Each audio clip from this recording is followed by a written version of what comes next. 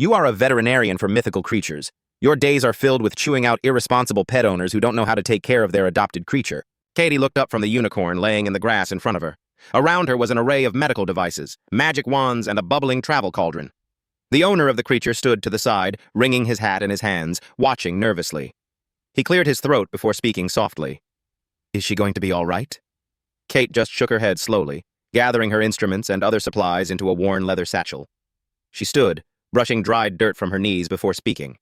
Her tone was cold and unfeeling. "Farmer Tom, I don't know how you came to care for this magnificent animal, but you're doing a piss-poor job of it. The feed you've provided lacks the magical nutrients she requires and is simply filling her belly with empty calories.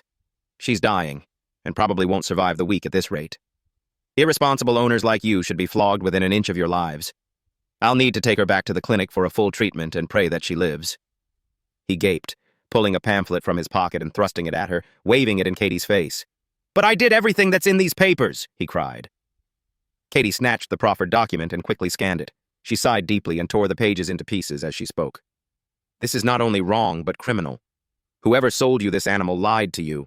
Everything that was written here was a lie. They're probably hoping you'll kill the animal, getting all the bad karma on you, swoop in and take the unicorn's horn and hooves. I really pity the morons like you that are just here to take the fall."